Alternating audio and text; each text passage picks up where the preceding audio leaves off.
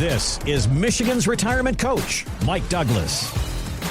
The window of opportunity and the panic that can often come with. It's not just about timeframes for retirement. It is very much involving our fruits and vegetables of choice. Speaking about avocados specifically, how our retirement and avocados are aligned in this moment, Mike. Yes. These are the tough subjects we are here to tackle in this Michigan's retirement podcast. We're here for everybody. Somebody's got to do it. Yeah. Somebody's got to do it. Might as well be you. This is certified financial planner Mike Douglas. I'm Heather Branch, here to ask Mike about how to avoid the feelings of FOMO, how to not worry about windows of opportunity closing on us in the years ahead. Or just when it comes to, again, our produce of choice. It's amazing how our mindset, not just in those two things, but how things align in life and life lessons, how they can relay from one to the other. So this time of year, it's summertime, whether you're celebrating Cinco de Mayo or going to, your church barbecue or church potluck or whatever it is, it's the time of year for guacamole. Guacamole. Specifically about Cinco de Mayo, apparently Americans will eat more than 80 million pounds of avocados on this one day of the year, May the 5th. Now, do what you got to do with your avocado love, but just do it responsibly because let's cado responsibly. You know what I mean? If you're going to cado, let's cado responsibly, please. Because one, they're expensive. Don't be an amateur. Don't be an amateur. Pay attention. Don't be sloppy. Don't be sloppy. Yeah. Be responsible. Respect other people. Be a responsible produce shopper. Yeah. And if you have to drive, don't avocado. Don't avocado. Know what you're working with. Understand the reasonable amount of time that you have to work with your avocados. Yeah. But let's all learn the lesson of comedian Shang Huang and what he thinks specifically about the avocado circumstance that we often find ourselves in. I'm a little stressed out. I found out I got too many ripe avocados. They just creep up on you. They're so expensive, so I buy a bundle so I can save a little bit. But you can't eat them for like 6 to 8 days. I didn't put it on the calendar. I forgot I bought avocados. You find one ripe avocado, that's a moment of joy. You find a bag of 5, that's a crisis. They got 24 hours to eat 5 avocados. You only got one move, guacamole. That's all you can do. Guacamole is like the banana bread for avocado. Now, Shang Huang obviously did not cado responsibly. No. He needs to do better next time. This is the struggle if you cado at Costco, right? Like, because we talk about this all the time. Like, I love Costco. I love shopping there. Yeah. And whenever I go there, I say, it makes sense to buy this bag of avocados. Of course it does. Because we'll guac. Yep. We'll guac hard. Yep. But the idea that I'm going to buy these 6 to 10 avocados, none of them are ready to be used. So if I need avocados or guac on Saturday, I got a Costco on Monday. That's right, you do. And be prepared to let them sit. They got to get right. And that's how you cado responsibly. You plan that out well. You do what he didn't do, which is put it on the calendar. Yeah. Yeah. Instead, what happens is I'm typically running to the store like Saturday morning saying, hey, we need the cods. Hoping that they have some of the ripe avocados, because there's nothing worse than the day of when you need the ripe avocados and you're standing there in front of a stack of rock hard avocados and you got nothing to work with. This one's no good. This one's no good. Yep. Yeah. You got to cado. I'm touching every avocado in the thing. You're that guy just standing there. And it's either that or it's one that just squishes up in your hand. And that's disgusting. And everybody has Nobody wants that. Nobody wants that either. All right. Lessons learned. Not only, one, do we all share this moment, that panic of more than one ripe avocado in a day is a very real moment, but the panic that is for so many people planning accordingly and properly for the time frames that we have within our retirement space. This is, I appreciate that you're a certified financial planner and that you also plan so well with your avocados. It shows a planning capability and responsibility that is instilled within you that you want to instill within us, Mike, thinking about the folks that you work with and our retirement. The number one worry is that you're going to run out of money. But I think that for you as a financial planner, something that you worry about is witnessing people waiting too long to enjoy their savings and then missing out on some of their best times in retirement. So how do you help people find a balance then? Well, I think people need to understand some perspective on some things, Okay. and you need to be well educated. So there's a book that I'm just finishing reading. I think you should read it. I think anybody watching this should read it. It's called Die with Zero by Bill Perkins. Again, I don't know Bill Perkins, never met him. The book was gifted to me by someone who said, you should read this. It'll change your life. Okay. So I just finishing it, and it's incredible. And the idea of Die with Zero is not bouncing your last check. It's about dying with zero regrets. It's about, we have these moments and opportunities in life to live out our dreams, to live them with the people we love, and to invest in the people we love, and to do that appropriately. It's about having some things saved for the future and some things lived out today. And whether you're 40, 60, or 70, the rules still apply. And I think it's a brilliant way to read it. I highly recommend everybody gets it. It's a really good book. I just have gone through this quite a bit with some clients recently because of some life changes that have happened. We had someone who came in this past week, and as I'm going through with Matt and Wendy, and we're talking about what's going on in their lives, they had a plan for the next 10 to 15 years, because they're in their mid 60s, the next 10 to 15 years to knock out a handful of trips, to go see certain things, to travel the world, to travel the country. And he recently was diagnosed with early signs of dementia. When that happens, we deal quite a bit with this because a lot of our clients are seniors, but dementia has a real precipitous fall off where it's like it's kind of there, it's kind of noticeable, then all of a sudden the client's health really just seems to tank quickly. And so we've had to really flip their plan upside down and say, all right, what can we get accomplished in the next 3 to 5 years? Everything on your list, we got to get done within 5 years, because if his health really seriously declines, he won't remember the trips, and it's not going to be the life you wanted to live. So let's get it all done right now. So we had to drastically shift this thing because they're still pretty young. Mid 60s is pretty young for this, and he's pretty young to be experiencing this. But health is promised to nobody. Tomorrow's promised to nobody. There's that great quote, a Confucius quote that says, a healthy man has 1,000 wishes, but a sick man has only one. And it's the model of your health is so vital. It's so important to you, and it's fleeting. The healthiest day of the rest of your life may be today, especially if you're getting ready to retire, you're in retirement. This may be one of the healthiest days of the rest of your life. So what are you doing with that gift of health? We get this one life, and the book talks about quite a bit, going back to that Die with Zero book. And again, this isn't like a promotion. There's no relationship. It's something that I've really, really taken to heart. I shared it with my staff at our quarterly meeting. Like, it's changing the way I see things. And it's a powerful lesson in the balance of some delayed gratification, but not overly delayed gratification. So my kids are 14, 12, 10, and 9. So I could make a case on a spreadsheet that I should live way, way, way below our means and put as much money into our retirement accounts. That way, the day I retire, we're so rich, and we have so much money, we can do all these things. But along the way, I don't take those trips with my kids because I'm saving for the future. Well, then I retire, and I'm like, great, now kids, let's go on all these trips. They're like, well, we've got a wife, and we've got a husband, and we've got kids, and we've got jobs, and we can't take 4 months off to go traveling across Europe because we have a life now. And so we can't miss the forest for the trees. We can't only look at tomorrow and forsake today.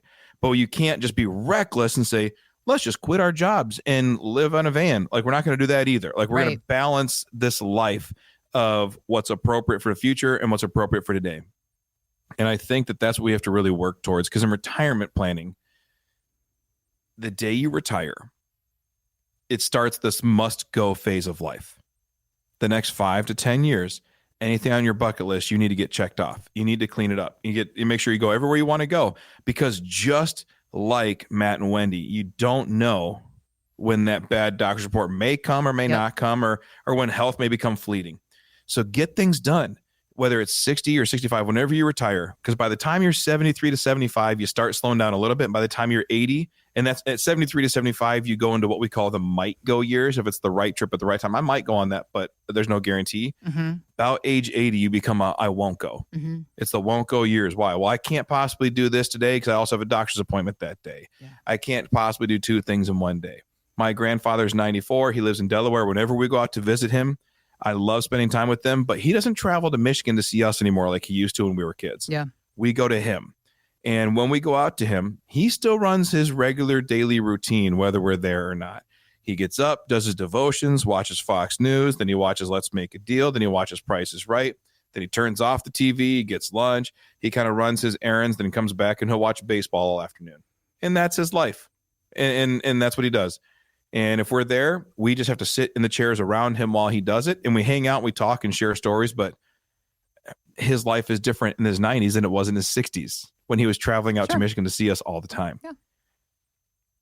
Don't allow a fear of running out to debilitate you from doing things today, but also don't live so recklessly today that you do run out. It's about building a good strategy and a good plan that says, here's how we do both. We want to die with zero regrets, but live with everything we ever needed. And I think that's the balancing act, getting the most out of your life you can by getting the most out of your money you can. So as we teach on these things on this channel, as we teach on our podcast or our radio show or in our dinner workshops or our educational events, anything we do with people is just really trying to drive home that principle of we get this one life. Let's build as many years into the life that we can, as many experiences, as many Disney trips, as many Caribbean vacations or going up north or whatever it is we want to do. Invest in the people around you. If you want to serve, if you want to give back to charity or be philanthropic, do it. And go put boots on the ground and go invest in those things right now while you're living to enjoy it. Don't just leave some pot of gold at death that then someone else gets it, but you never got to see it lived out. If you want to give money to your kids and grandkids, think about it this way. I want to give money to my kids. So what do? Well, when I die, they get an inheritance.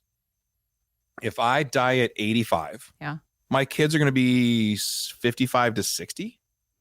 They're about to retire themselves, especially if I've done a good job training them financially. Yep. When they really needed help was when they're trying to buy a first house. Yep. Or when they're trying to put their kids into college and all those things in their 30s and 40s and 50s. When they needed help, I was like, well, when I die, you're going to get this big old chunk of money. Yep. Who cares? So there's this balancing act of the two. And I think that that's one of the more powerful things.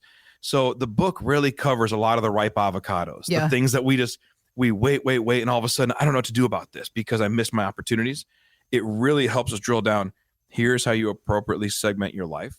And again, it's written by a hedge fund manager, not by a financial advisor per se, not by a salesman of any particular product or service. He's just talking about life, his experiences with life and how we should be living it. I think it's really, really interesting. Yeah. And I highly encourage people to read it, because it brings value, but also just live that life, do things the right way. Well, and I think that for you, helping people to live that life through the work that you do, because the ability to do those things, to live that life, to make those choices for ourselves, it comes from the confidence of knowing that we've got that plan in place. We know where our money is going to be coming from through this phase of our life. We know that we've added in investment opportunities, different kinds of products that you guys at Life Plan Financial Design, you work to include in the different retirement plans that you build to ensure that we won't run out of money when we are 85, 95, 105. We'll still have money coming in, even if we spoil our grandkids, take those big trips in our 60s. That's the big thing. We're living so long now. It's hard for a lot of us to do all the things that we want to do in our 60s, because what if we're still here at 105? Yeah. Well, and I think about things a lot, like with our kids as they're getting older. We have a lot of these discussions now where we're saying, Gavin's 14. Yeah. And he starts driver's training in 2 months. And, a lot of people have lived this. This isn't like a unique feeling. People know exactly what we're going through right now as a family, but we only get how many Christmases with him left before he leaves the nest and starts his own family and starts having his own Christmases.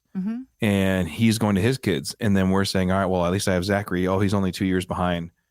And because we had kids, when Gavin turned 5, 2 weeks later, Emmy was born. So all 4 of our kids were born within 5 years and 2 weeks. Got it. And everything in life has been this whirlwind of like, all right, well, they're all in diapers, and then now they're all dressing themselves, and then now they can make some of their own food, and now they're at a really fun age where they're all very funny. They're real people. Yeah. They crack us up. They live life.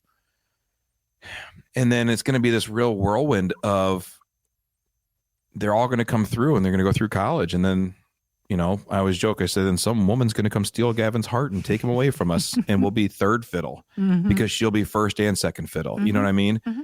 And that's what's supposed to happen, right? Like they form a new family with you and Kimberly. Yeah, they form a new family, and she's way more important to him than me. So right now, I come home from work, and he's like, "Hey, you want to go shoot hoops? You want to play video games?" Or like every morning, the boys and I get up and go to the gym. We work out together. Yeah. And the workout is good, but the time spent is really important. And there's quite a few mornings where I wake up and the alarm goes off and I'm like, oh man, I don't know. But I'm like, I can only do this for a couple more years. Mm-hmm. And then they're gone. Yep. And I'm not saying they're not going to be my friends or be whatever as they're older, but the thought of what am I waiting for? Yeah. You know, like I can really dive into these kids right now. I can really invest in them so many ways. And we're trying to raise good people, you know, love your family, love the Lord, love your community, serve people, be good people. But like, don't just do all this stuff. Like do this stuff, be close. Let's stay close as family, be close. Like your brothers will be there with you the rest of your life. Let's stay close. Mm-hmm. And it just changes the way we invest our time. You know, when you have limited summers and Christmases, when you have limited opportunities with them, you just want to live them the most because I can always work more later. I can always, you know, when they're out of the house, I can work 50, 60-hour weeks. I don't know. Who knows? But right now, I'm not missing a basketball game. Right now, I'm not missing an opportunity to be there with them because I won't always be able to. So I just think that's kind of this whole die with zero mentality. Yes, we're building something for the future. We're saving for retirement. We're building our company. We're building this. But I'm not willing to sacrifice the moments now to do it. Yeah. And I think there's that relationship between the two. But I also need my kids to see, no, you work hard for the stuff you want. Right. And so you see me work hard. You see me get up and go work out. And then you see me work a full day. And then I come home and I will love on you and we'll go play basketball, do whatever. And that's what it looks like to be hardworking and how to be a good dad and husband, father, whatever. But it's like, it's kind of teaching these things. And it's just really interesting life perspective when you work through it and say, this is what it looks like. This is why we're doing it. And I think that book really helped us put a lot of those things in perspective and have good conversations with our family about it too. And I think that everything that you're discussing for somebody who is listening to or watching this podcast, who is looking to their retirement, there is a second act about all of those things that you were just describing as a person with a young family, as a person who's kind of in the throes of raising your kids and building this life for you and your wife, Kimberly. When we get to our retirement, we have this second act where we want to be doing all of those things again. And the liberty that comes with having the right plan in place, knowing that we can do these things. We finally now have the time to spend with our family. We don't want to miss out. We want to be taking those trips. We want to be giving to our kids and grandkids in a way that could help them have a better life. We don't want to wait till we're gone to have that joy. We can experience the joy with them. It's like a living legacy type idea. Yeah. And these are all of the thoughts that go into every single plan built at Life Plan Financial Design, and the kind of plan that Mike and his team can help you with as well. If you have questions, if you are worried about having FOMO in your retirement years, if you are worried that you might run out of money, but you want to live a certain life while you can in your younger years, this is why you need to have a plan in place and the kind of plan that Mike and his team can help you build. We've got links posted in the show notes to our website, which is michigansretirementcoach.com. Go there to start the conversation with Mike and his team about building out your own retirement game plan. Again, it's michigansretirementcoach.com. Thanks for listening to Michigan's Retirement Coach with Mike Douglas. To learn more, visit michigansretirementcoach.com. Michael Douglas is an investment advisor representative of Stewards Wealth Planning, LLC, a registered investment advisor. Financial professionals are not licensed in all 50 states. To find out if Michael Douglas is licensed in your state, please call 517-323-7526. Stewards Wealth Planning, LLC is not affiliated with nor endorsed by the Social Security Administration or any other government agency and does not provide legal or tax advice. Annuity guarantees rely solely on the financial strength and claims-paying ability of the issuing insurance company. By contacting us, you may be provided with information about insurance and annuity products offered through Michael B. Douglas, NPN number 9650939.